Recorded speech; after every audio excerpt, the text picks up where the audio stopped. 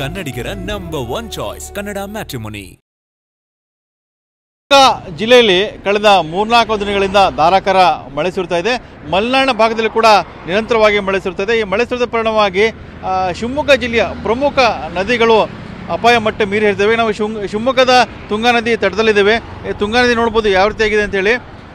ಕಳೆದ 2-3 ದಿವಸದಿಂದ ಧಾರಾಕಾರ ಮಳೆ ಸುರಿತಾ ಇದೆ. ಈ ಹಿನ್ನೆಲೆಯಲ್ಲಿ ಕೂಡ ಗಾಜೂರು ಡ್ಯಾಮ್ ಸಂಪೂರ್ಣವಾಗಿ ಭರ್ತಿಯಾಗಿದೆ. ಈಗಾಗಲೇ ಗಾಜೂರು ಡ್ಯಾಮ್ನಿಂದ 76,000 ಕ್ಯೂಸೆಕ್ಸ್ ನೀರನ್ನು ಡ್ಯಾಮ್ನಿಂದ ತುಂಗಾ ನದಿಗೆ ಬಿಡಲಾಗ್ತದೆ. ಹಾಗಾಗಿ ತುಂಗಾ ನದಿ ಸಂಪೂರ್ಣವಾಗಿ ತುಂಬಿ ಹರಿತಿದೆ, ಅಪಾಯ ಮಟ್ಟ ಮೀರಿ ಹರಿತಾ ಇದೆ. ಇದು ತುಂಗಾ ನದಿಯ ಒಂದು ಅಂದರೆ ಏನು ತುಂಗಾ ನದಿ ತಟದಲ್ಲಿರುವಂಥ ತಗ್ಗು ಪ್ರದೇಶದಂಥವ್ರು ಈಗಾಗಲೇ ಸೂಚನೆ ಕೂಡ ಕೊಡಲಾಗಿದೆ. ಸುರಕ್ಷಿತ ಸ್ಥಳಕ್ಕೆ ತೆರಳಲಿಕ್ಕೆ, ಅಂದರೆ ಯಾವುದೇ ಕ್ಷಣದಲ್ಲಿ ನೀರಿನ ಪ್ರಮಾಣ ಇನ್ನೂ ಜಾಸ್ತಿ ಆದರೆ ನೆರೆ ಬರುವಂಥ ಸಾಧ್ಯತೆ ಇದೆ.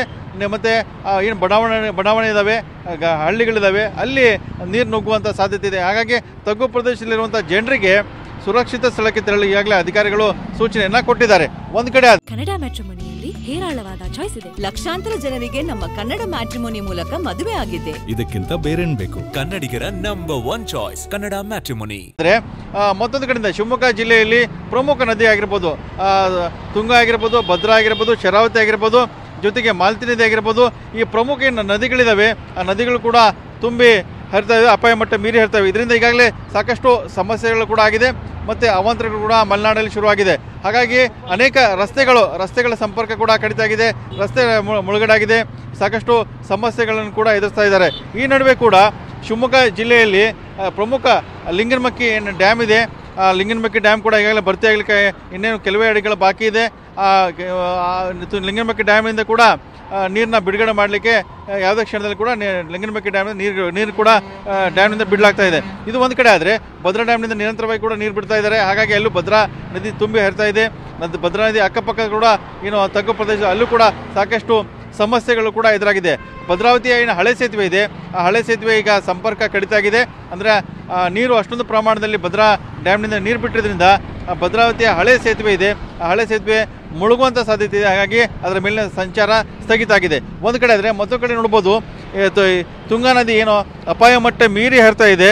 ಈ ತುಂಗಾ ನದಿಯ ಏನು ತಟ ಇದೆ, ಕೋಟೆ ರಸ್ತೆ ಇದು ಮಂಟಪ ಇದೆ, ಈ ಕೊರಪಲ್ಲಿನ ಛತ್ರ ಇದೆ, ಛತ್ರ ಬಳಿ ಮಂಟಪ ಇದೆ. ಆ ಮಂಟಪ ನೋಡ್ಬೋದು ಸಂಪೂರ್ಣವಾಗಿ ಮುಳುಗಿ ಹೋಗಿದೆ.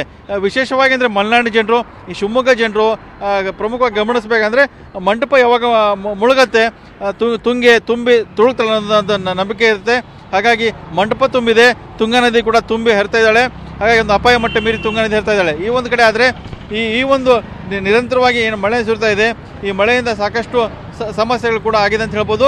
ಇದರ ಜೊತೆಗೆ ಡ್ಯಾಮ್ಗಳಿಂದ ಕೂಡ ಹೆಚ್ಚಿನ ಪ್ರಮಾಣದಲ್ಲಿ ನೀರನ್ನು ಬಿಡುಗಡೆ ಮಾಡಲಾಗ್ತಾ ಇದೆ. ಹಾಗಾಗಿ ನದಿಗಳ ಏನು ಡ್ಯಾಮ್ಗಳ ನೀರು ಒಳಹರಿವು ಹೇಗೆ ಹೆಚ್ಚಾಗ್ತಾ ಇದೆ, ಡ್ಯಾಮ್ನಿಂದ ನೀರು ಕೂಡ ಹೆಚ್ಚಿನ ಸಂಖ್ಯೆಯಲ್ಲಿ ಹೆಚ್ಚಿನ ಇದರಲ್ಲಿ ಬಿಡುಗಡೆ ಮಾಡ್ತಾ ಇದ್ದಾರೆ. ಹಾಗಾಗಿ ಈ ಒಂದು ದೃಷ್ಟಿಕೋನದಿಂದ ಎಲ್ಲ ಏನು ಮಲೆನಾಡು ಭಾಗದಲ್ಲಿ ನಿರಂತರವಾಗಿ ಮಳೆ ಸುರಿತಾ ಇದೆ. ಈ ಮಳೆಯಿಂದ ಸಾಕಷ್ಟು ಸಮಸ್ಯೆಗಳಾಗ್ತಾ ಇದ್ದಾವೆ. ಕ್ಯಾಮ್ರಾಮನ್ ಶಶಿಕುಮಾರ್ ಜೊತೆ ಬಸವಗಣ್ಮೆ, TV9 ಶಿವಮೊಗ್ಗ. ಕನ್ನಡಿಗರ ನಂಬರ್ 1 ಚಾಯ್ಸ್ ಕನ್ನಡ ಮ್ಯಾಟ್ರಿಮೋನಿ.